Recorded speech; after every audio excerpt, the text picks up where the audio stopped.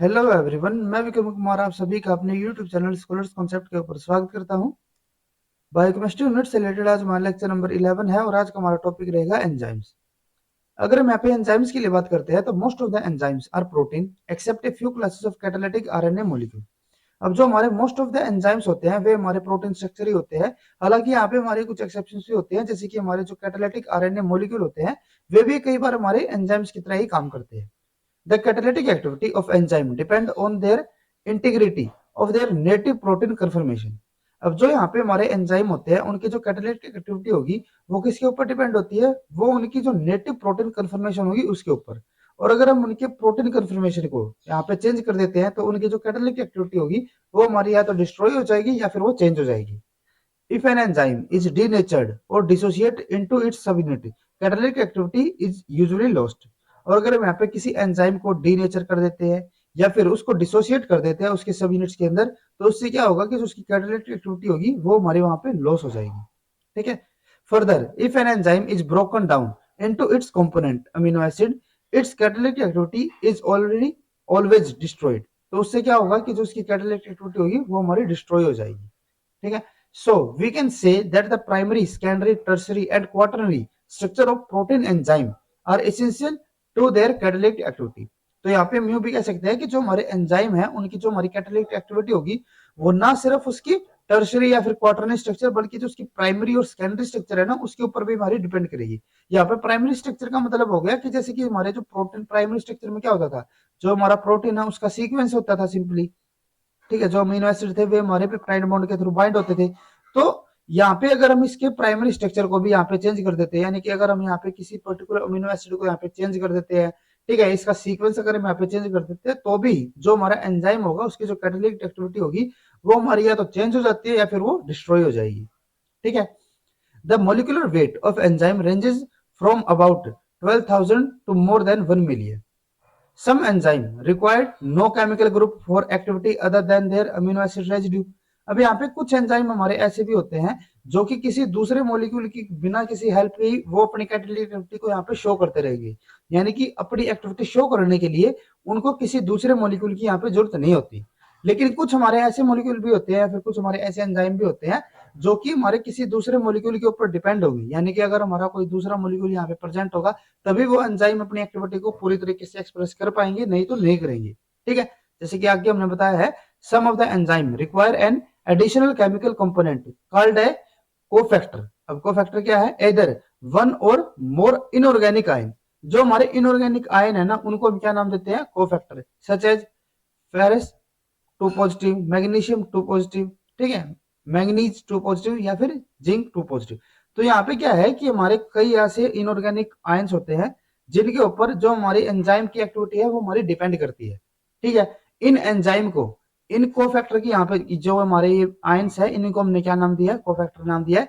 तो हमारे कुछ ऐसे एंजाइम होते हैं जो कि उनकी एक्टिविटी को शो करने के लिए उनको कोफैक्टर की यहाँ पे जरूरत पड़ती है। ठीक है। While some of the protein require a complex organic metallurgic molecule called a coenzyme। और कुछ हमारे ऐसे भी एंजाइम होते हैं जो कि एक पर्टिकुलर ऑर्गेनिक कंपाउंड या फिर मेटलर्जिक कंपाउंड की उनको जरूरत पड़ती है अपनी एक्टिविटी को शो करने के लिए। और जो हमारे ये कॉम्प्लेक्स ऑर्गेनिक मॉलिक्यूल्स होते हैं उनको हमने क्या नाम दिया है? कोएंजाइम। ठीक है। जो हमारे आयंस है इनको तो हम क्या नाम देते हैं? कोफैक्टर। और जो हमारे कॉम्प्लेक्स ऑर्गेनिक या फिर मेटल ऑर्गेनिक मॉलिक्यूल होते हैं उनको हमने क्या नाम दिया है? कोएंजाइम। उसके बाद है, most of the coenzyme are derived from vitamin and organic nutrient required in a small amount in the diet. एक कोएंजाइम और metal ion that is very tightly or even covalently bound to the enzyme protein is called prosthetic group। अब हमारे कुछ ऐसे coenzyme होते हैं या फिर हमारे कुछ ऐसे मेटल आयन होते हैं जो कि हमारे जो एंजाइम होंगे उसके साथ वेरी टाइटली या फिर हमारे कोवेलेंटली बॉन्ड के थ्रू हमारे क्या रहते हैं? उनके साथ बाउंड रहेंगे और उनको हम क्या नाम देते हैं? Prosthetic group. ठीक है। जो हमारे ये ग्रुप है ना, साइड बाय ग्रुप है, एक तो हमारा प्रोटीन ही हो गया। ठीक है। जो प्रोटीन के अलावा जो हमारे ग्रुप है जैसे कि हमारे जो कोएंजाइम होंगे या फिर मेटल आयन होंगे उनको हमने क्या नाम दिया है? Prosthetic group.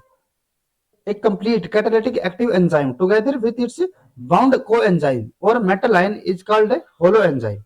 The protein part of such an enzyme is called the apoenzyme or apoprotein। अब यहाँ पे हमारी क्या क्या चीजें हैं? यहाँ पे हमारा होता है एक होलो एंजाइम। ठीक है। ये होलो एंजाइम हमारा किससे मिलके बना है, ये हमारा दो ग्रुप से मिलके यहाँ पे बना है। एक तो हमारा यहाँ पे है एपो एंजाइम, ठीक है, और एक हमारा यहाँ पे होता है प्रोस्थेटिक ग्रुप, पीजी, ठीक है। अब यहाँ पे प्रोस्थेटिक ग्रुप हमारा क्या था, प्रोस्थेटिक ग्रुप हमारा होता है जो को एंजाइम या फिर मेटल आयन, जो कि हमारा एंजाइम पोर्शन, जो हमारा प्रोटीन पोर्शन होगा उसके साथ हमारा बाउंड रहता है, ठीक है। ये तो हमारा क्या हो गया, प्रोस्थेटिक ग्रुप। अब जिसके साथ ये हमारा बाउंड होता है, जैसे कि हम यहाँ पे बता रहे हैं ना कि ये हमारा कोवेलेंटली बाउंड होगा या फिर वेरी टाइटली हमारा यहाँ पे बाउंड होता है एंजाइम प्रोटीन के साथ, यानी कि जो हमारा प्रोटीन पोर्शन होगा, ठीक है, उसके साथ, तो उस प्रोटीन पोर्शन को हम क्या नाम देते हैं, एपो एंजाइम, ठीक है। तो एपो एंजाइम क्या हो गया, ये हमारा हो जाता है यहाँ पे प्रोटीन, ठीक है। ये हमारा क्या हो जाएगा, ये हमारा कोएंजाइम या फिर कोई मेटल आयन है, जो कि हमारा एपो एंजाइम या फिर जो हमारा प्रोटीन पोर्शन है उसके साथ हमारा वेरी टाइटली या फिर कोवेलेंटली बाउंड रहेगा, ठीक है। और ये दोनों आपस में मिलकर हमारे यहाँ पे किसकी सिंथेसिस करते हैं, एक होलो एंजाइम की।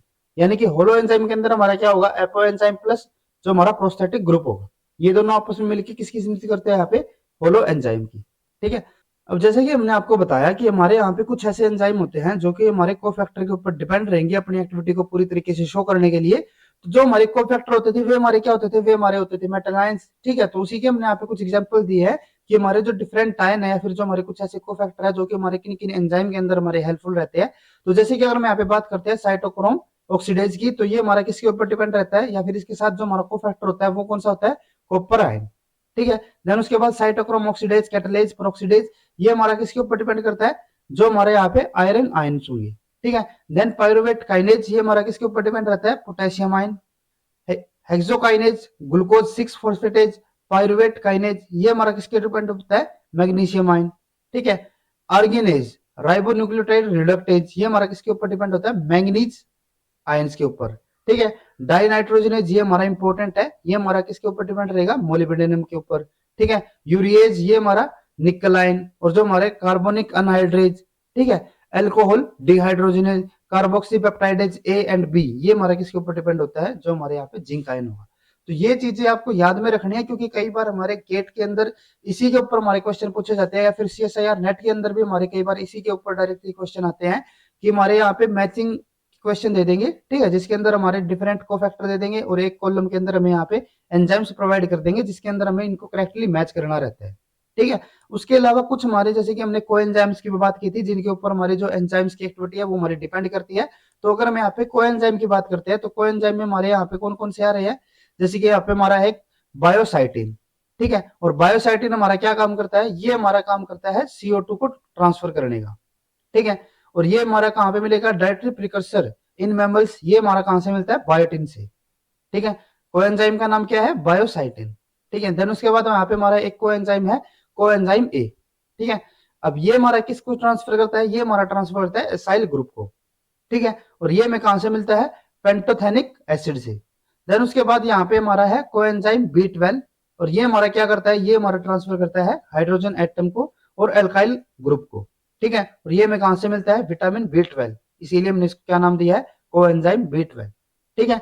देन यहाँ पे हमारा एक FAD, ठीक है, फ्लेविन एडेनोसिन डाइन्यूक्लियोटाइड, ये हमारा क्या करता है, ये हमारा ट्रांसफर करेगा इलेक्ट्रॉन्स को, ठीक है। और ये हमें कहां से मिलेगा, राइबोफ्लेविन या फिर विटामिन B2 से, ठीक है। देन उसके बाद हमारा यहाँ पे लाइपोएट, ये हमारा क्या करता है, ये भी हमारा इलेक्ट्रॉन्स या फिर एसाइल ग्रुप को यहाँ पे ट्रांसफर करेगा, और इसकी हमें डाइट के अंदर जरूरत नहीं रहती, ठीक है।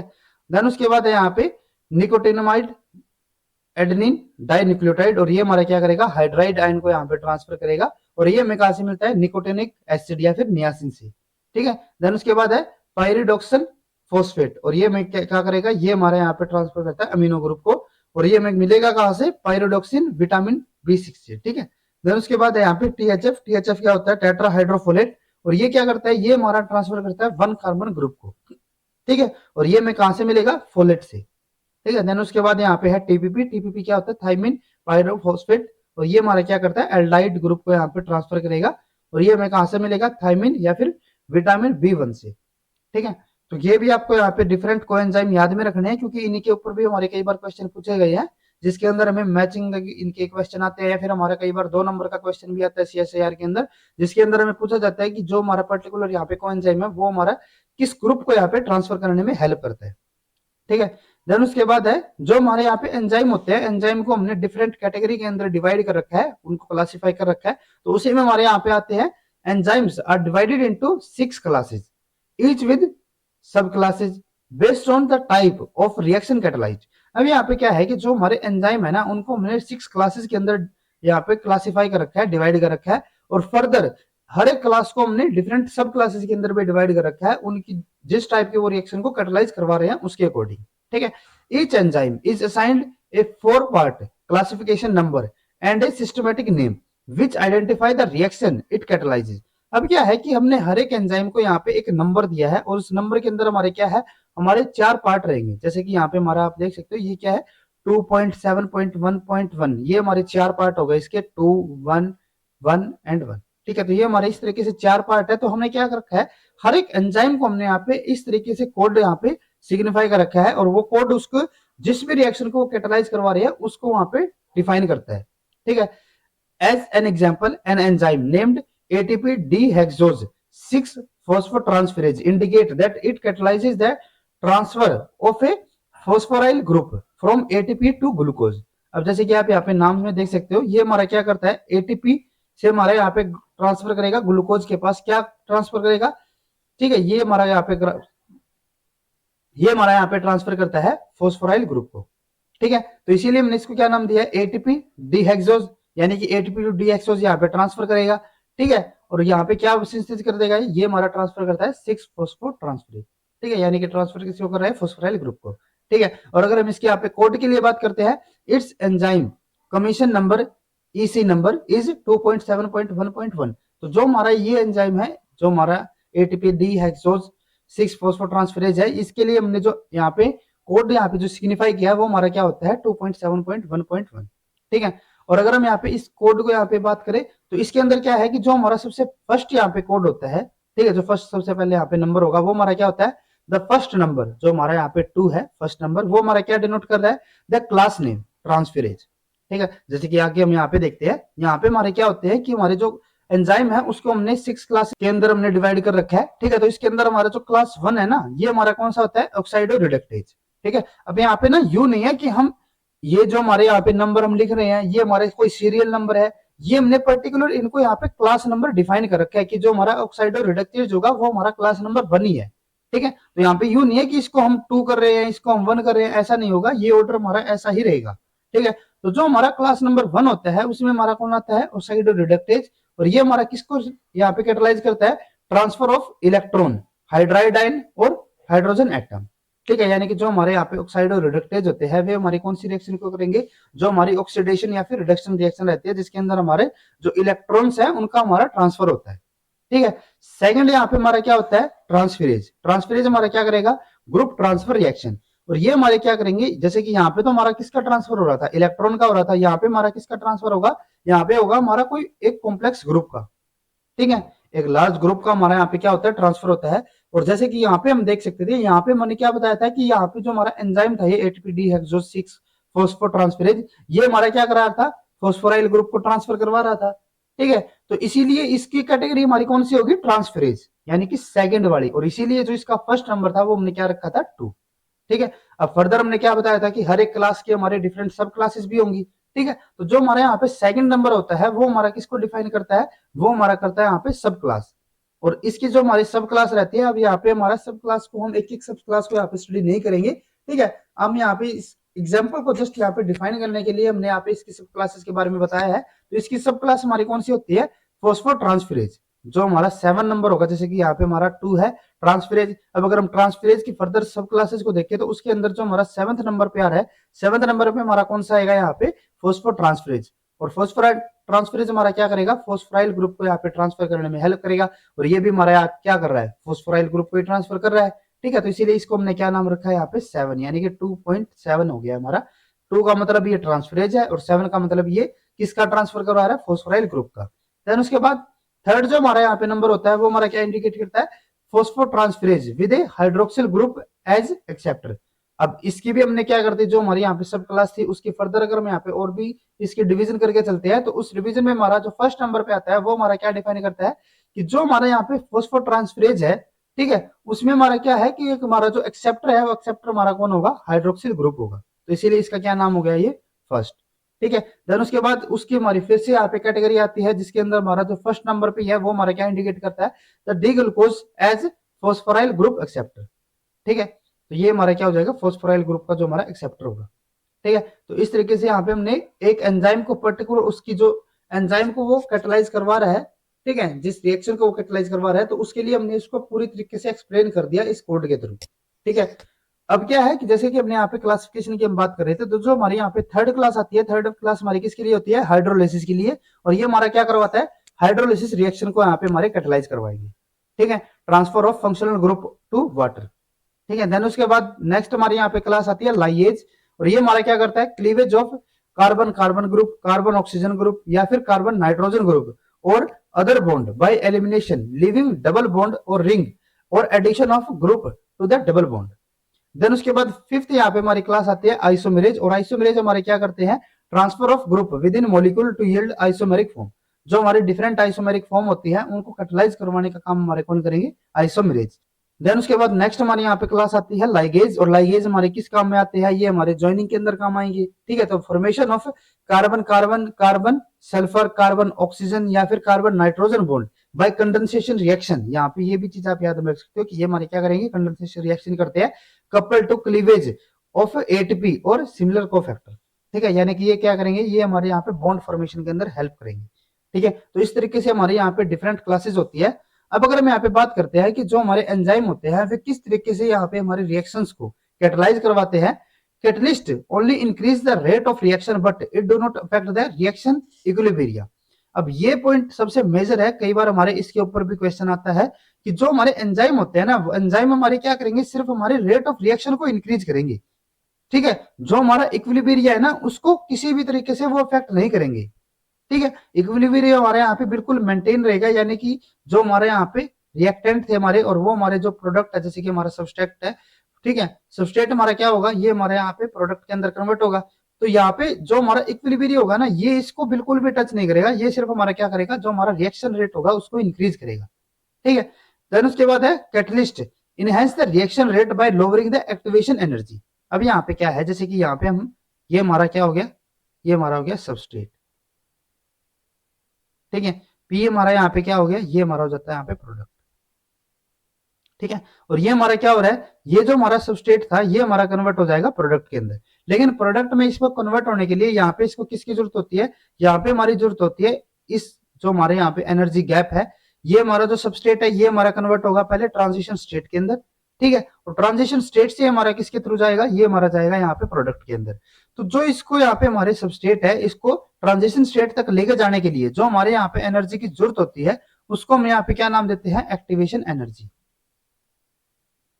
ठीक है, एक्टिवेशन एनर्जी क्या है, एक्टिवेशन एनर्जी हमारी वो एनर्जी है जो कि हमें रिक्वायर्ड होगी किसी सबस्ट्रेट को प्रोडक्ट के अंदर कन्वर्ट करने के लिए।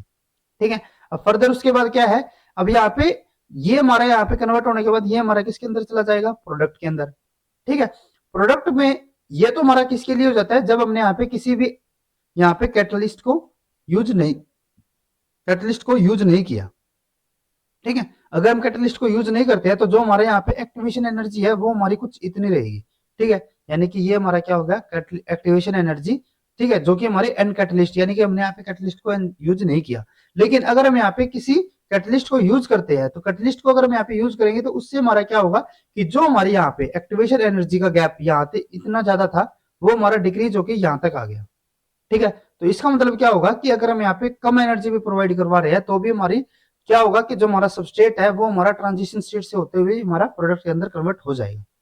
ठीक है, यानी कि यहाँ पे क्या हो रहा है कि हमारे यहाँ पे अगर हम कैटलिस्ट को यूज ना करें तो उस टाइम पे यहाँ पे क्या होगा कि हमें जो एनर्जी की जरूरत पड़ेगी ना वो हमारा ज्यादा रहेगा यहाँ पे, क्योंकि हमारी जो एक्टिवेशन एनर्जी है वो हमारी यहाँ पे ज्यादा है।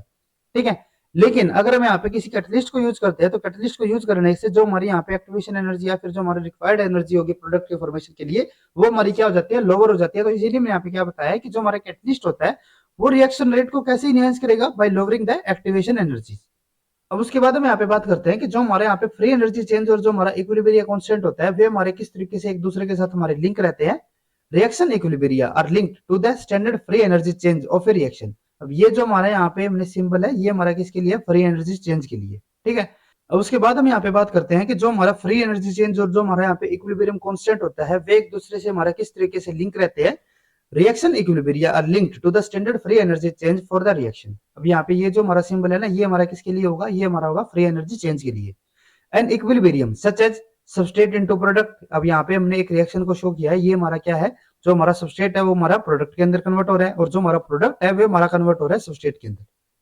और जो हमारा यहाँ पे ये सिंबल है, ये हमारा किसके लिए, इक्विलिब्रियम के लिए। ठीक है, तो इस रिएक्शन के लिए is described bye an equilibrium constant के क्यू और सिंपली के। तो अगर हम यहाँ पे इस रिएक्शन के लिए अगर हमारे यहाँ पे इक्विलिब्रियम कांस्टेंट कैलकुलेट करते हैं तो वो हमारा क्या होगा, इक्विलिब्रियम कांस्टेंट जैसे कि हमने यहाँ पे बताया वो हम किससे यहाँ पे शो कर रहे हैं, के ई क्यू, और ई क्यू हमारे यहाँ पे इक्विलिब्रियम और के हमारे यहाँ पे हो जाता है कांस्टेंट के लिए। ठीक है, तो अगर हम यहाँ पे इक्विलिब्रियम कांस्टेंट को कैलकुलेट करते हैं तो वो हमारा क्या होता है, वो हमारा इक्वल होता है product concentration divided by substrate concentration. ठीक है, तो जैसे कि हमारे यहाँ पे क्या था, ये हमारे सबस्ट्रेट था और ये हमारा प्रोडक्ट था, इन दोनों की कंसंट्रेशन की जो हमारे यहाँ पे फ्रैक्शन होती है उसको हम क्या नाम देते हैं, जो हमारा इक्विलिब्रियम कांस्टेंट होगा। ठीक है, the relationship between equilibrium constant and जो हमारे यहाँ पे फ्री एनर्जी चेंज है can be described by the expression. और अगर मैं यहाँ पे बात करते हैं जो हमारा फ्री एनर्जी चेंज और जो हमारा इक्विलिब्रियम कांस्टेंट है वे एक दूसरे से हमारे किस तरीके से लिंक रहते हैं, उसके लिए हमारी जो इक्वेशन होगी वो हमारी क्या होती है, जो हमारा फ्री एनर्जी चेंज होता है वो हमारा किसके इक्वल होता है, is equal to minus R T L N K E Q. ठीक है, यानी कि अगर हम यहाँ पे जो के ई क्यू है अगर हमें उसकी वैल्यू पता रहती है तो हम यहाँ पे फ्री एनर्जी चेंज को यहाँ पे कैलकुलेट कर सकते हैं। ठीक है, अब उसके बाद अगर हम यहाँ पे बात करते हैं जो हमारे यहाँ पे इस इक्वेशन के अंदर आर या फिर जो हमारा टी है वो हमारी फिक्स वैल्यू रहती है। जैसे कि अगर हम यहाँ पे आर के लिए बात करते हैं तो आर हमारा क्या होता है, गैस कांस्टेंट। ठीक है, जो कि हमारा क्या होगा, ये हमारा इक्वल होता है 8.312 जूल पर मोल के। ठीक है, और दूसरी तरफ अगर हमें बात करते हैं जो हमारे यहाँ पे टी है, टी हमारा किसके लिए होता है, एब्सोल्यूट टेम्परेचर यानी कि 298 केल्विन। ठीक है, या फिर हम इसको क्या कर सकते हैं, 25 सेंटीग्रेड भी बोल सकते हैं। ठीक है, अब उसके बाद है जैसे कि यहाँ पे हमने क्या बताया कि जो हमारा फ्री एनर्जी चेंज है वो हमारा किसके इक्वल होता है, minus R T L N Q. ठीक है, तो इसी में हमें क्या पता चलता है, large negative value for free energy change reflect a favourable reaction equilibria और there is much more product than the substrate at equilibria. अब यहाँ पे क्या है कि अगर हमारी जो फ्री एनर्जी चेंज की वैल्यू है वो हमारी हाईली नेगेटिव हो जाती है। हाईली नेगेटिव कब होगी, जैसे कि यहाँ पे हमारा क्या है, ये अगर हमारी यहाँ पे वैल्यू हाईली नेगेटिव होगी, नेगेटिव में अगर ये हमारी वैल्यू ज्यादा रहती है तो इसका मतलब क्या होगा, अब ये दोनों तो हमारे यहाँ पे फिक्स है, इनको तो हम चेंज नहीं कर नहीं सकते। ठीक है, तो इसका मतलब क्या होगा कि जो हमारी के ई क्यू की वैल्यू है, जो हमारी इक्विलिब्रियम कांस्टेंट की वैल्यू है वो हमारी यहाँ पे क्या हो रही है, इंक्रीज हो रही है। ठीक है, यानी कि ये वैल्यू हमारी यहाँ पे क्या होगी, ज्यादा होगी। अगर हमारी यहाँ पे इक्विलिब्रियम कांस्टेंट की वैल्यू ज्यादा रहती है तो यानी कि ये जो हमारे यहाँ पे प्रोडक्ट होगा ये हमारा इंक्रीज होगा। ठीक है, और ये अगर हमारा प्रोडक्ट यहाँ पे इंक्रीज होता है तो यानी कि जो हमारी फ्री एनर्जी चेंज है वो हमारी नेगेटिव में वैल्यू, क्योंकि यहाँ पे हमारा नेगेटिव सिंबल है तो नेगेटिव में ये वैल्यू हमारी यहाँ पे इंक्रीज होगी। ठीक है, और अगर हमारी यहाँ पे ये वैल्यू इंक्रीज होकर चलती है तो इसका मतलब क्या होगा, अगर हमारे यहाँ पे जो के ई यानी कि हमारा जो इक्विलिब्रियम कांस्टेंट है अगर हमारा वो इंक्रीज हो रहा है तो उसका मतलब क्या होगा कि यहाँ पे जो हमारी प्रोडक्ट की कंसंट्रेशन है वो हमारी इक्विलिब्रियम स्टेट में ज्यादा है। ठीक है, और इसीलिए हमने यहाँ पे बताया है इसका मतलब क्या होगा, there is much more product than substrate at equilibrium. और अगर हमारा प्रोडक्ट इक्विलिब्रियम की स्टेट में ज्यादा रहेगा तो उसका मतलब क्या होगा कि जो हमारी ये रिएक्शन होगी वो हमारी फेवरेबल रिएक्शन होगी।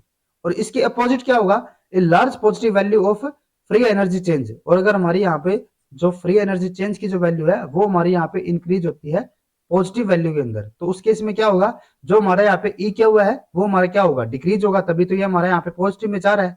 ठीक है, इसका मतलब क्या होगा कि अगर हमारा ये डिक्रीज हो रहा है तो इसका मतलब यहाँ पे जो हमारी सबस्ट्रेट की कंसंट्रेशन है वो हमारी यहाँ पे ज्यादा रहेगी।